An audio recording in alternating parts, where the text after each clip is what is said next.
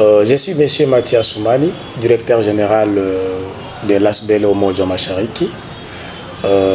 C'est une ASBEL qui est chargée d'organisation de la promotion culturelle des jeunes. Laisse-moi vous décortiquer un peu les noms Omo Djoma Chariki. Peut-être les mots ou les noms Omo Djoma Chariki peuvent vous sembler dire de comprendre. Omo Djoma Chariki, c'est un mot swahili qui veut dire unité des enfants de l'Est. Au Bomoko, il y a Bana, il y a Est, il y a République démocratique du Congo. Avec d'autres projets qui sont en cours pour l'évolution, l'avancement de la carrière musicale de cet artiste-là. On ne va pas se limiter là. Il y avait aussi la deuxième édition qui était venue après cette première édition. Comme d'habitude, on avait fait comme on avait fait à la première édition, mais il y avait certaines touches supplémentaires. À l'époque, on n'avait pas la musique, le slam. Il n'y avait pas d'exlamère à la première édition. Il n'y avait pas aussi des puissances ancestrales. Il y en avait pas aussi, on n'en avait pas aussi les gens qui font de la musique traditionnelle.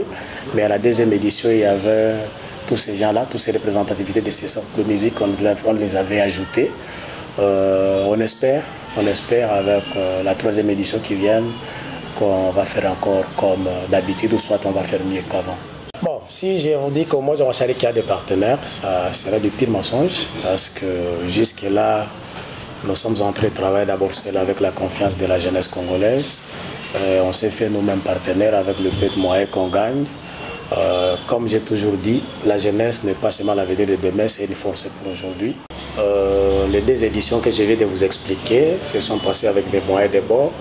Je ne saurais pas dire qu'il n'y a pas de frères et sœurs congolais qui m'accompagnent. Je reçois toutefois des accompagnements des jeunes congolais, conscients qu'ils ont aussi besoin de voir les artistes de leur coin évoluer, avec des 10, 5, 3 dollars, aussi les conseils. Les conseils aussi se payent en fait. Mais le partenaire officiel, une entreprise qui se respecte, jusque-là, Omo Djoma Chariki n'a aucun partenaire. C'est peut-être à la longue ou par la grâce de Dieu, on peut avoir des contrats avec des partenaires. Bon, c'est peut-être en RDC où l'entrepreneuriat se passe par les demandes. Commencer par demander avant de présenter les échantillons. Ma politique est de faire d'abord quelques éditions, moi-même. Avoir quelques échantillons à qui vous pouvez brandir aux partenaires qui voient quand même la capacité, soit la grandeur de ce que vous êtes en train de faire seul, en les promettant de faire mieux au cas où ils viennent avec le financement. C'est pourquoi jusque-là, je n'ai pas encore commencé cette politique-là de toquer des portes des partenaires pour que je puisse demander de l'aide.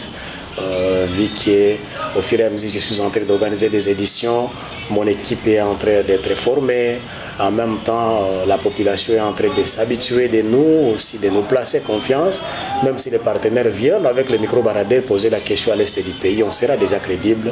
C'est pourquoi on ne voulait pas commencer par demander, mais on a jugé bon de commencer par travailler et après demander après.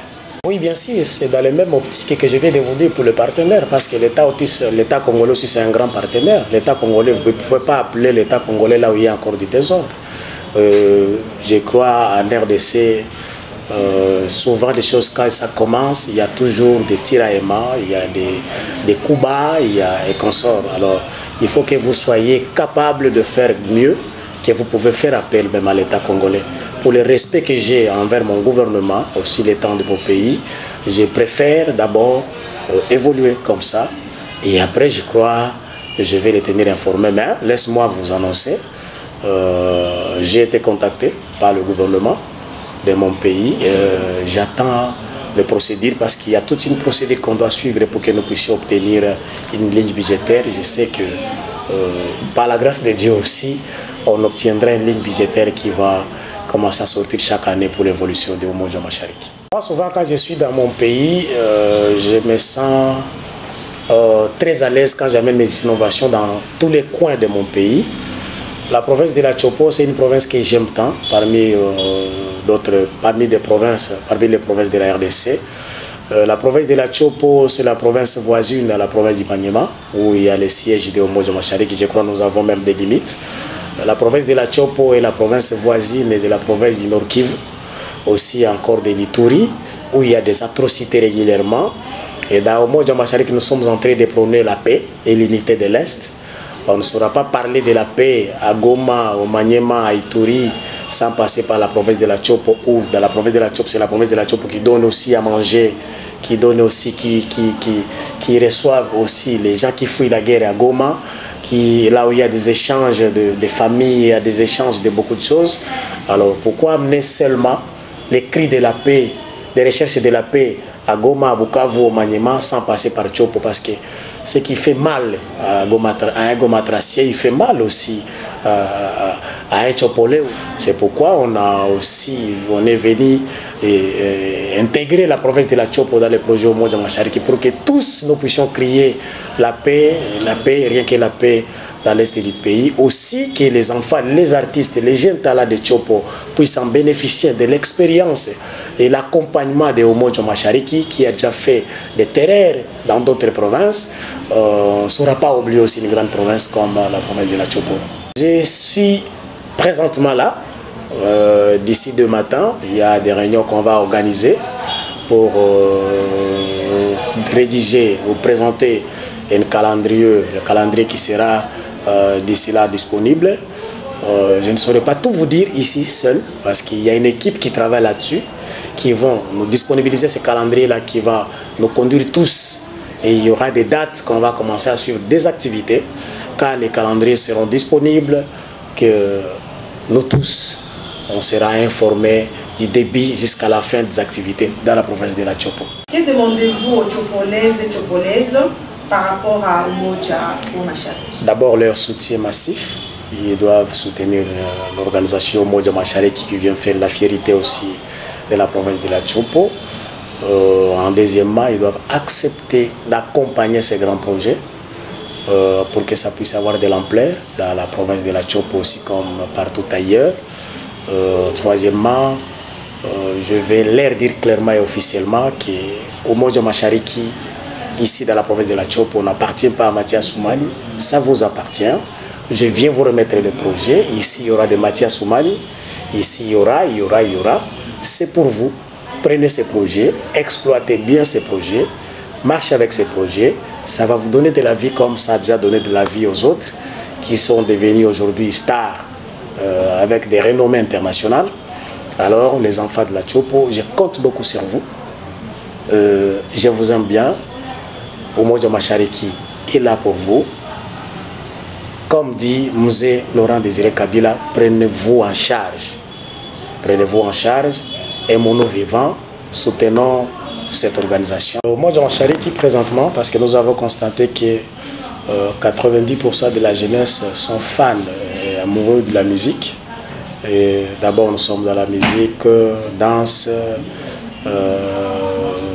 comédie, théâtre.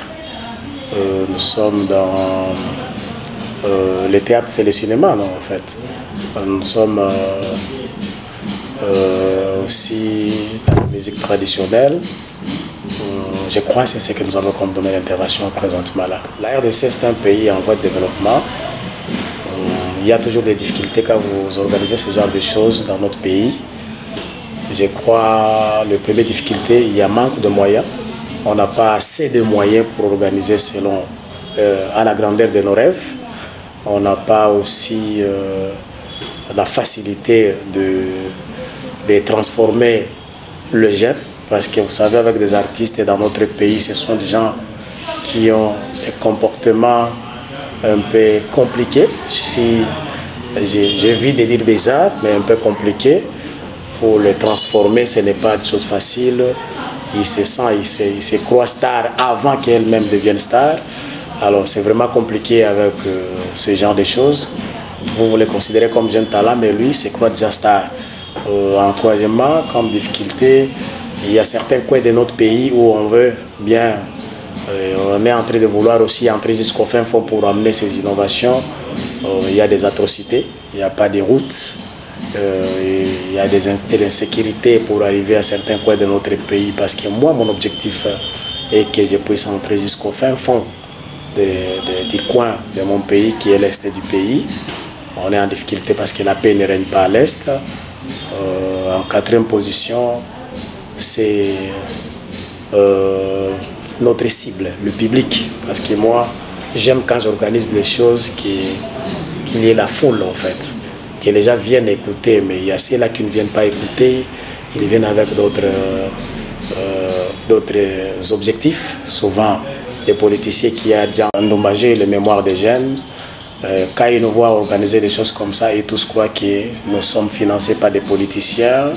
Il y a un politicien derrière nous, pendant que ce n'est pas ça. Il y a des tendances des politiciens qui arrivent souvent se tirailler, se bagarrer, des choses qui ne sont pas bonnes, que moi, souvent, je n'apprécie pas étant que jeune entrepreneur qui amène ces innovations dans son pays et pour aider ses frères et sœurs de son pays. Qu'est-ce que tu gagnes? Bon, on ne saura pas récolter sans s'aimer. Ma politique est d'abord de s'aimer et les récoltes viendront après, avec le temps, parce que chaque chose a son temps. Aujourd'hui, c'est le temps de s'aimer. Le temps de récolter aussi arrivera un jour. Je suis en train de me battre d'abord que ça soit quelque chose de très grand, qui vont amener beaucoup d'intérêts, qui vont partager des intérêts, parce que ça ne sera pas moi-même le bénéficiaire numéro un, même les gens qui m'accompagnent doivent en bénéficier de quelque chose produit par Umoja Mashariki. Aussi, je suis quelqu'un qui cherche à changer la mentalité des jeunes de mon pays, parce qu'aujourd'hui nous avons compris qu'on a eu à perdre notre culture, vu que nous sommes en train de copier régulièrement la culture des autres pays en amenant chez nous. On va tous récolter un jour avec Umoja Mashariki. Souvent quand je regarde les chaînes internationales et les médias internationaux, il y a des grands festivals du monde qui se jouent par-ci par-là, moi ça m'inspire, pourquoi pas dans mon pays, à part le festival Aman qui se passe à Goma, pendant que le pays est trop grand, et ce festival-là se passe qu'une seule fois par an. Moi aussi, je vais faire mieux que les Américains, je vais faire mieux que les Français, je vais faire mieux que... Aussi, il y a des pays africains qui les font aussi mieux. Je vais faire comme eux, pourquoi pas plus qu'eux, parce que c'est chez nous où, je crois, la RDC qui prend le monde aujourd'hui dans la musique. Si vous regardez, vous observez bien en France, les gens qui font la fierté de la musique française, ce sont des Congolais, de nature, Congolais. Alors, pourquoi pas chez eux avoir des grandes organisations comme ça, des grands festivals qui font la fierté du monde, qui font la fierté de l'Afrique aussi, de la RDC en particulier. Par rapport aux organisations, aux activités que vous aviez déjà réalisées, vous avez réalisé seul, alors vous ne souhaitez pas collaborer avec d'autres festivaliers pour organiser une grande activité de grande envergure? Comme dit la devise belge, l'union fait la force. Seul, je ne saurais pas tout faire. J'aurais besoin toujours de ce genre de partenariat. Ça sera bien bon si les collègues viennent nous soutenir, aussi demander un partenariat gagnant-gagnant. Il n'y a pas de problème pour donner de la chance aux jeunes Congolais aussi d'aller expérimenter leur talent ailleurs. Je suis très ouvert d'esprit.